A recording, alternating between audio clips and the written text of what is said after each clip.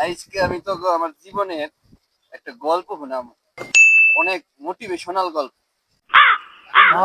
ভাই ভাই ভাই কোন কি গল্প কোন? একটা সময় আমার কিছু আসল থাকার জায়গা আসল না, ঘুমানোর জায়গা আসল না, খাওয়ার টেহা আসল না, কোনো জায়গায় যামু, কোনো কিছু পিন্দার জিনিসপত্র আসল না, কোনো জামা কাপড় কোনো পরার টাকা আসল না। আসল খালি বাপের দেওয়া যায় একটা ভিটা মাটি, একটা বাড়ি, আর অন্য আমার একটা খাট, খাটের উপরে খালি একটা চাইতো, আর কিছু আসল না। ভাই আর কি কি করছেন কোন দি?